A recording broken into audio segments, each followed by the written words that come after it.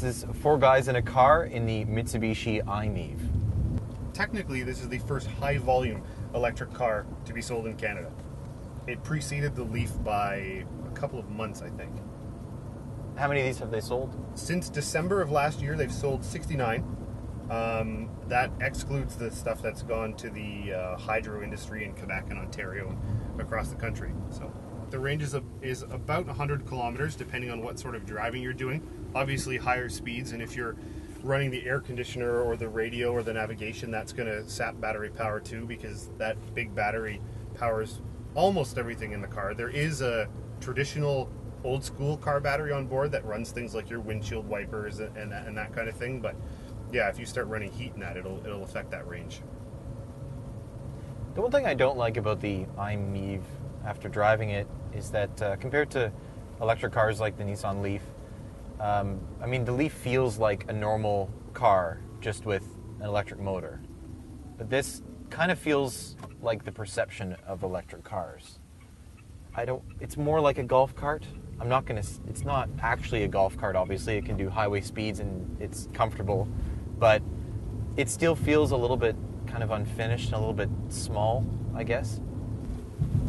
So when you go to the Mitsubishi dealer to buy one of these, they actually qualify you. So they want to make sure you understand how this vehicle can be used. They want to make sure that you've got 240 available in your house as well, so that you can charge this quickly. Because otherwise, it takes 22 hours from a flat battery. Now that's 240 volts. That's on 110. On 110, it takes 22 hours. On 240, it's about 10 hours. Yeah. And if you can find them, those big quick charge stations that are what, Brian, 480? It's about a half an hour to charge the car to 80%. Yeah.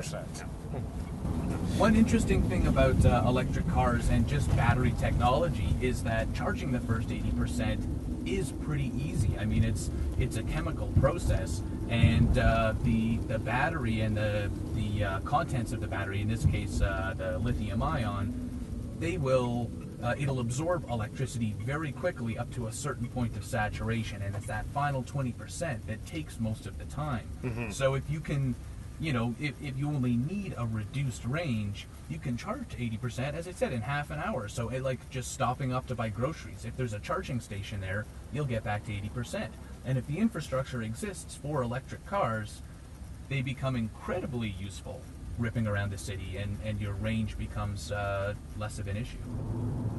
I'm going to try to hit the gas here and see how much power we've got. Only self-proclaimed... That's not bad. That's 145 foot-pounds of torque. Which is actually the same amount of torque that you get in a Subaru Impreza. And it's instant, from zero. The engine in this thing is about equivalent to 66 horsepower. So not a lot of power, but really it's the torque that you use in the city anyway. So fellas, this is actually the cheapest electric vehicle in Canada. It's $33,000 roughly.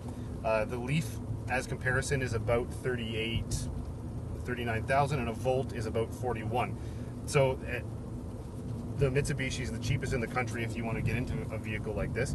Also, most provinces have some kind of rebate for buying an electric vehicle right now. So anywhere from about $5,000 to $8,000. One of the things to remember, though, is that if you want to efficiently charge the car at home, you have to buy one of those 240 volt chargers, and that doesn't come with the car. You have to go to Eaton, who's the official supplier for Mitsubishi, and pony up for this thing, which is apparently around $2,000. But again, some provinces give you rebates, and maybe you can co-share it if you live in a condo building, that kind of thing. But it's another expense to put on the car. Now, as kind of choppy as the ride is and as strange as the packaging is, I really do enjoy driving electric cars because of all that torque, and they're so quiet. So you're just kind of kicking around, you hear other things, birds chirping and people clapping when you drive by, but it's just so relaxing and serene almost. I like electrics as well, but I wouldn't buy this one. I'd actually save my pennies and spend a good bit more money on the Leaf. Yeah, I would also spend a little bit more and get a Nissan Leaf.